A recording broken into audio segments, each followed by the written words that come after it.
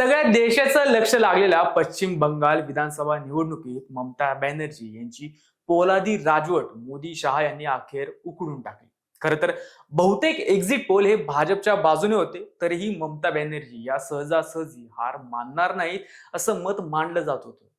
ममता दीदींचा बंगाली अस्मितेचा घोष आणि भाजपचा परिवर्तनाचा नारा अशी ही लढाई होती। यामध्ये बंगालमधील जनतेनं परिवर्तनाला कौल दिल्याचं समोर येते। खरं तर ही निवडणूक अनेक मुद्द्यांवर गाजली, पण भाजपने नेमकी निवडणूक कशी मारली, निवडणुकीत कोणते मुद्दे निर्णायक ठरले याचा घेतलेला बोलबिंदासने आढावा।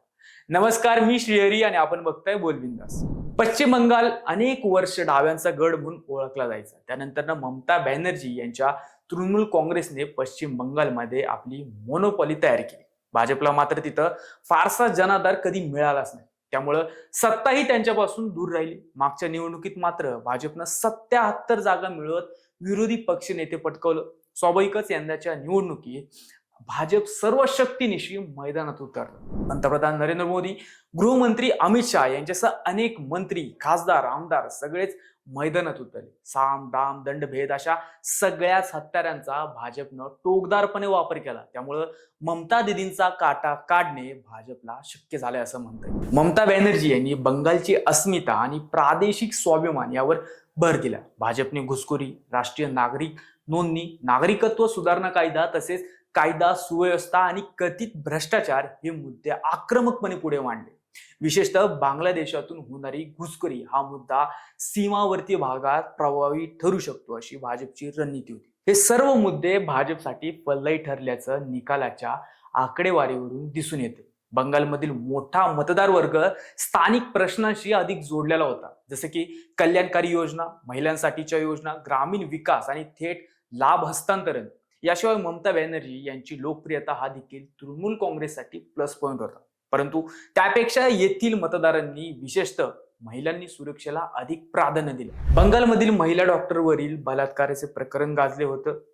हे प्रकरण ममता दीदींना नीट हाताळता आलं नाही, त्यामुळे त्यांनी नाराजी उडून घेतली। त्यानंतर बंगालमध्ये खऱ्या अर्थानं महिला सुरक्षेचा मुद्दा ऐरणीवर आला। भाजपने मोठ्या आक्रमकपणे हा मुद्दा लावून धरला। इतकंच नव्हे तर पीडित मुलीच्या आईला उमेदवारी दिली। त्याचा निवडणुकीवर इम्पॅक्ट झाल्याचं विश्लेषण केलं जातं। त्या तृणमूल काँग्रेसमधील काही नेत्यांचे भाजपमध्ये झालेले स्थलांतर, स्थानिक पातळीवर भ्रष्टाचाराच्या तक्रारी, तसेच अँटी इन्कम्बन्सी फॅक्टर हा देखील या निवडणुकीत निर्णायक ठरलाय। या निवडणुकीत एक महत्वाचा घटक म्हणजे बंगाली अस्मिता। बाहेरून येऊन राजकारण करणाऱ्या शक्तीविरुद्ध स्थानिक नेतृत्व उभं राहिलं पाहिजे, हा संदेश ममता बॅनर्जी यांनी दिला।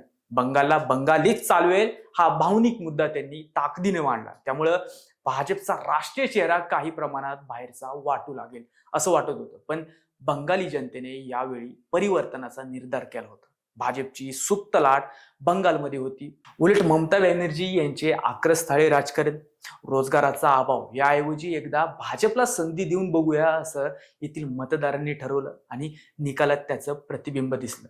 असंच या निवडणुकीचं विश्लेषण करते। अर्थात पश्चिम बंगालमध्ये विजय मिळून भाजपने नवा इतिहास रचलाय खरा, त्यामुळं ममता दीदींचा खेळ खल्लास झाला असून भाजपचा विजय म्हणजे बंगालची नवी क्रांती असंच म्हणताय। तुम्हाला काय वाटतं हे कमेंट करून आम्हाला नक्की कळवा आणि अजूनही आमचे चॅनल सबस्क्राईब केलं असेल तर आत्ताच करा। जय हिंद, जय महाराष्ट्र।